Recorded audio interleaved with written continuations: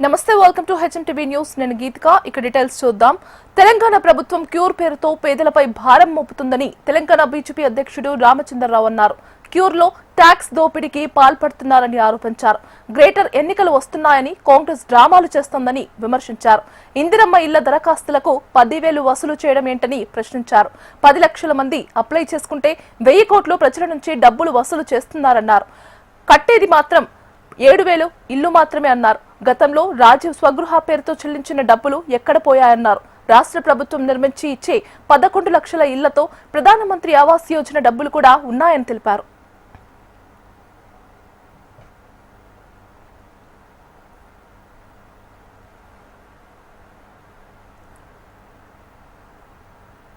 చేసేటటువంటి అనేక ప్రొవిజన్స్ లో దాంట్లో కొన్ని అభ్యంతరాలు ఉన్నాయి ముఖ్యంగా టాక్సేషన్ సిస్టంలో ఎక్కడ కూడా సైంటిఫిక్ టాక్సేషన్ లేదు మీరు ఒకవేళ చూస్తే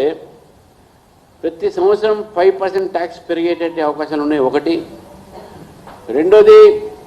రిజిస్ట్రేషన్ వాల్యుయేషన్ మీద మీకు ట్యాక్స్ ఫిక్స్ చేస్తారని ఒకటి తర్వాత ఇప్పుడున్న ట్యాక్స్ స్ట్రక్చర్ ఏతుందో దాని తర్వాత ఎటువంటి స్ట్రక్చర్ తీసుకుని ఇది మొత్తం యూనిఫార్మిటీ లేకుండా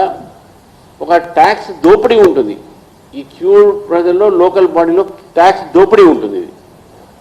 అదేవిధంగా వాటరు సివరేజు ఈ రెండు కూడా సపరేట్ బోర్డుగా చేసేటటువంటిగా ప్రయత్నాలు జరుగుతున్నాయి మరి దాంట్లో కూడా రెండు సపరేట్గా ఇప్పుడైతే కలిపే ట్యాక్స్ కడతా ఉన్నారు మరి సపరేట్ ట్యాక్సెస్ అయితే ఎవరు అంటే ప్రజల మీద ఎంత భారం పడుతుందో ఒక్కసారి మనం ఆలోచించాలి డిపాజిట్ తీసుకుంది 10,000 రూపాయలు 32,000